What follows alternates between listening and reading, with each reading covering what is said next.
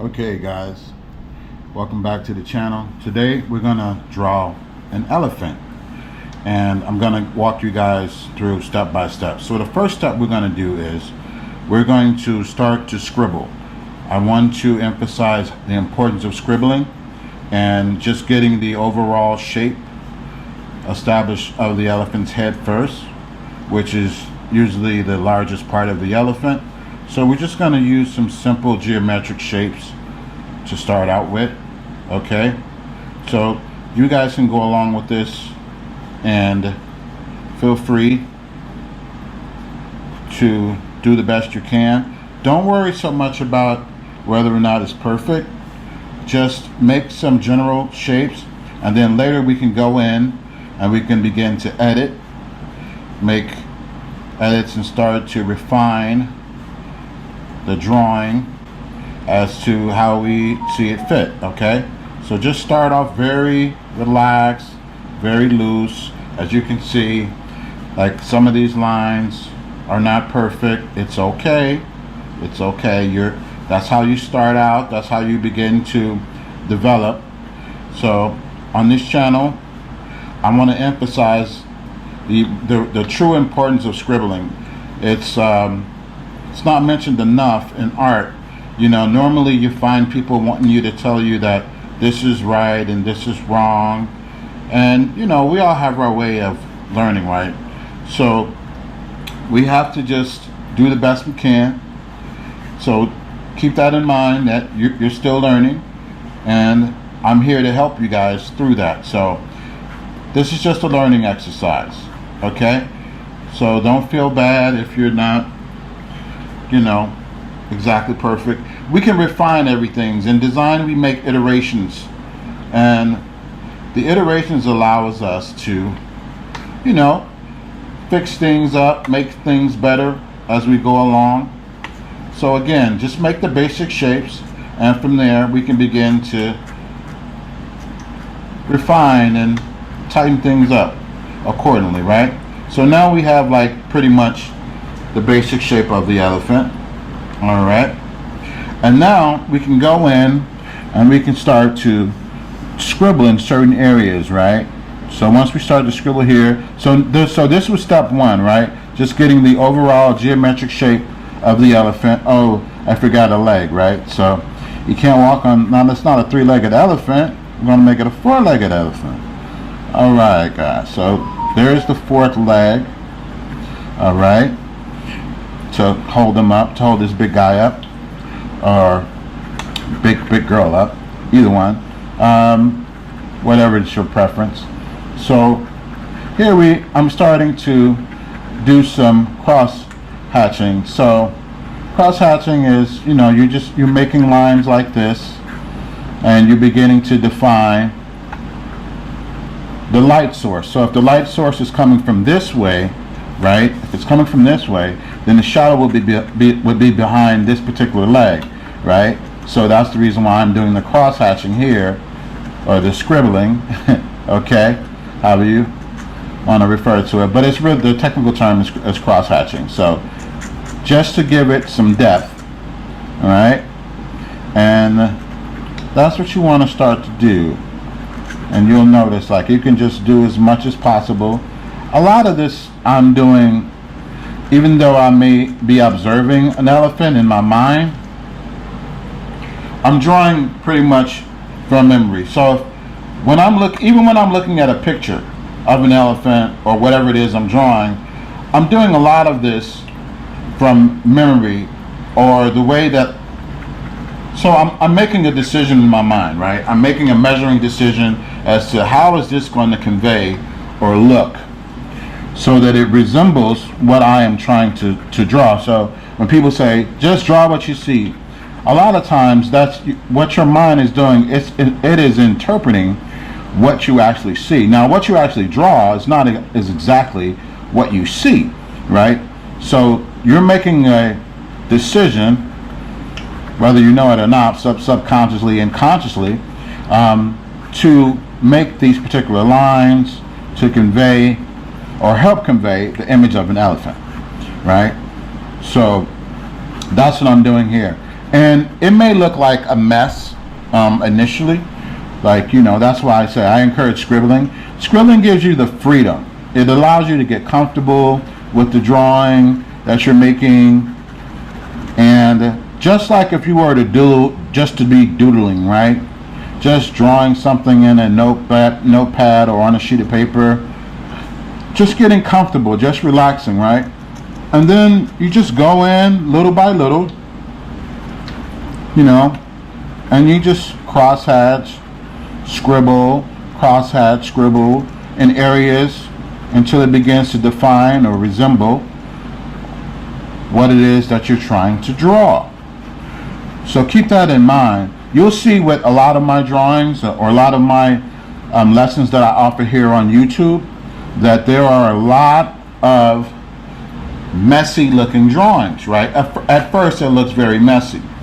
But what that's doing is that's allowing me as an artist to think freely, feel freely, relax, don't worry, and just get a feel for the animal. Get a feel for whatever it is that you're drawing, right? That's very important. You want to have a certain comfort level, and then you can go in and begin to refine things later. You can always refine things later. Nothing comes out perfect. Not human beings, and not even drawings, right? It just takes time to make iterations and begin to develop certain things. So now that we've gotten the body structure together, along with step 2 and giving it some sense of where the light is coming from.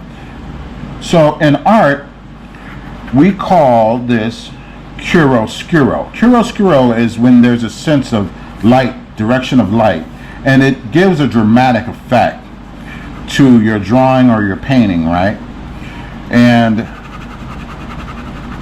this is what we're doing. We're creating a light source. We're creating the chiaroscuro. All right? So for you guys are wondering what this is called as we begin to create chiaroscuro, we're giving this more depth. You notice initially we started off with just, a really light drawing, and you can still see that undertone, right, of the geometrical shapes, all of the basic shapes. So now that we begin to refine this more, and I do a lot of sketches, and I'm always just staying loose. I try to stay loose as much as possible, and I can go back later and start to refine things and make things more detailed and what have you. But initially, I like to just stay more relaxed. It allows me to be more creative, and when I can be more creative and come up with things or my interpretation of things as the way I see it, I feel that begins to help me develop my own style, my own look and feel for something. And you'll begin to develop yours as well. The more you just play with it, just play with it, feel free, do as much, they used to tell you as kids, scribble scrabble, the scribble scrabble, right? So I encourage scribble scrabbling. It's very necessary in creating sketches and art, the scribble scrabble effect. And it's not, to me, it's not promoted enough. They don't understand the importance of it, and it'll just allow you the freedom to create and feel good about your creation so that you'll create more. That's the point of this video. I'm teaching you to scribble scrabble, make a lot of lines and things that may not appear to be correct, but like I said, we can always go back, we can always refine things. We can always go back and refine things. We can begin to sort of work on the shape a bit, the shape of the back a bit, work on the tail a little more. And you notice what I'm doing, right? I'm scribbling. Do a lot of scribbling. helps relax the arm, relax the mind, you know, so you don't get caught up so much into the details. Because a lot of times when people get caught up into the details before they actually get the form correct, when you don't get the form down first, it's really hard to add in precise details. Like with this eye, I'm gonna just kind of scribble, right? And then we'll find its place for the elephant's eye, right? So to give him an eyelid like that. And you notice I just scribbled that, right? And we're just gonna see, so it begins to convey an eye on the elephant, right? So don't feel bad. Don't feel like, you know, oh, this has to be absolutely perfect. So we're gonna scribble and give them the tusk that elephants have, right? So we're going to give them a test, and we're going to add a bit of a sense of light direction, right? So we're going to scribble beneath the tucks here, right? So it gives it a sense of depth. You know, depth is very important because it gives it a sense of like three-dimensional. Even though we're actually creating this on a two-dimensional surface, which is paper, but it gives a sense of direction and a sense of where the light is coming from while it's, you know, shining on the elephant, right? So that's very important. At least you get because it helps the viewer that's looking at your drawing a better idea as to what sort of light source. So if we were creating this, like I use a lot of sketches to create paintings. So I create the sketch first, and then I can go in, and when I paint, I know where the light source is coming from, right? So once I know where the light source is coming from, I begin to create the shadows needed, right? So like what I'm scribbling right here, right now, what you see is I'm creating a sense of depth or reflection of where the tusk is reflecting on, on the nose of the elephant, right? So we can begin to draw lines here, just to give it some of the wrinkles that are found in the elephants, right? So just give it a sense of the wrinkles there. Give it some more on the nose there, a little bit more here, all right? A little bit more on the surface. You don't want to get too, like I said, you don't want to get too caught up into the details, right? Because we're just establishing certain areas and certain features of this animal. And we're just going to scribble a little more here, scribble a little more there, and before you know it, all of those geometrical shapes initially have begun to form and develop into the presence or the completion of an elephant, right? Now, you notice how all of this scribbling has now come to convey a more detailed rendering of this particular animal. So we just go in there and scribble a little more, you know, because sometimes on the ears the lines are more defined. So we're going to just define that just a bit more right there, guys. There you go, just a bit more, okay? And that's how you start to learn. This is how you start to learn.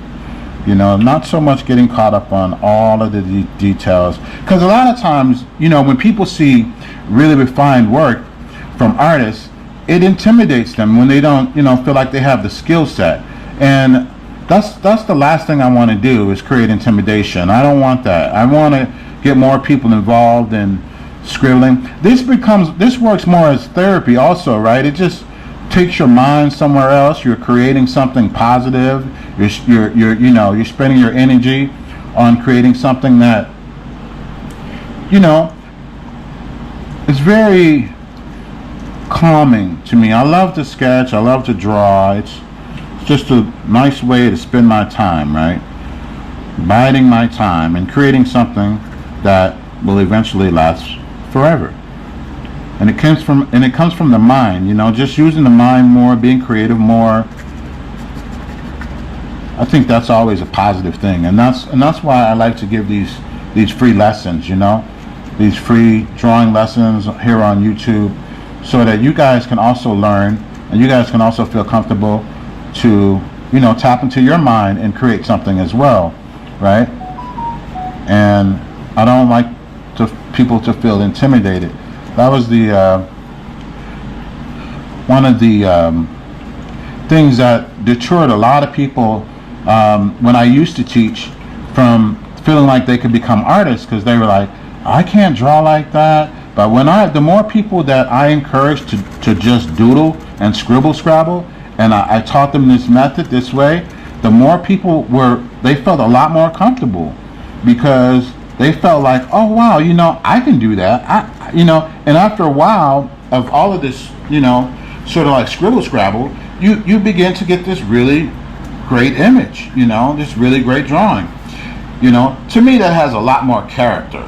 This style of drawing and this way of doing things builds confidence, and once you build your confidence, you begin to want to create more, and once you want to create more, next thing you know, you start telling people, hey, I'm an artist. I can draw too. I can draw also.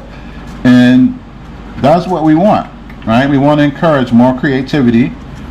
We don't want you to feel like you can't do it. So there you have it, guys. There's the elephant that we've done just from scrabbling and coming up with the initial basic shapes. And now it's revealed. So you can see the technique. It works. And you guys can follow along with this anytime. You can rewind the video, look at it, and I'll just scan in a little bit so you can see the details of the line art, of the scrabbling, and how it begins to convey this majestic creature, this elephant. Right, guys? So I hope you guys enjoyed this tutorial, and I hope you guys continue to scrabble more. Alright, and if you're new to the channel, please like, share, and subscribe. Alright guys, thanks for your time. I hope you enjoyed this tour once again. Peace.